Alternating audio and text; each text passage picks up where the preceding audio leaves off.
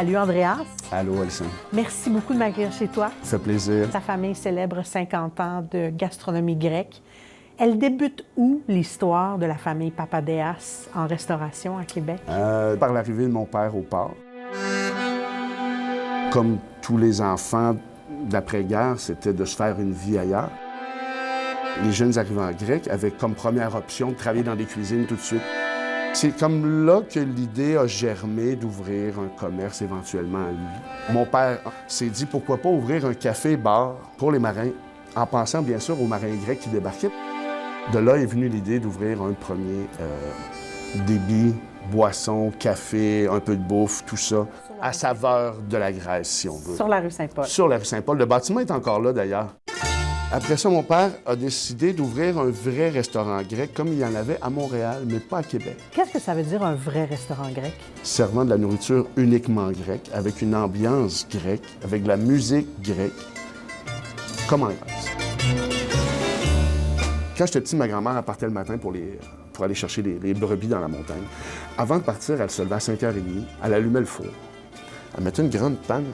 Puis là-dedans, elle pognait le poulet, elle coupait en morceaux assez grossiers, elle mettait ça là-dedans. Coupait des patates assez grossièrement, des patates grecques, mettait ça là-dedans. En quartier, en tube, whatever, la shape, c'est pas ça l'important. De l'huile de grignon, de l'origan, 2-3 morceaux de citron. Elle mettait ça dans le four à bois, puis commençait à chauffer. Elle le fermait, puis elle partait dans la montagne. Elle revenait vers 12h30, juste avant la sieste, elle ouvrait le four, elle sortait ça, c'était prêt. That's it, la simplicité, là. Ouais. 4 ingrédients, mais des bons ingrédients. Tu prends tout le beau bagage de ceux qui ont pavé le chemin de cette cuisine-là à Québec et toi, dis, moi, je fais de la vraie cuisine grecque comme on n'a jamais vu avant. Qu'est-ce que ça veut dire, ça, exactement? On peut pas vraiment faire du tzatziki sans avoir du vrai yogourt de brebis pressé comme en Grèce. De pas tricher juste pour offrir de quoi. C'est comme une bonne crêpe.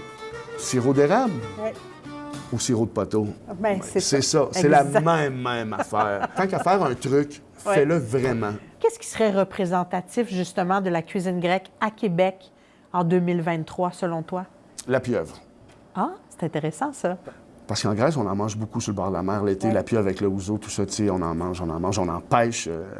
Tu sais, c'est omniprésent. Mon père en faisait une fois de temps en temps. Quand il était capable de trouver de la pieuvre, il en faisait un peu, puis il la faisait mariner en carpaccio. Oh.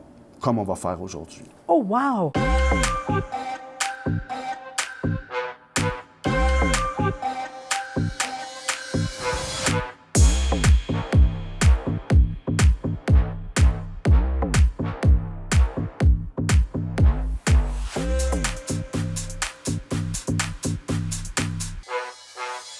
Andreas, c'est magnifique. Qu'est-ce que j'ai devant moi?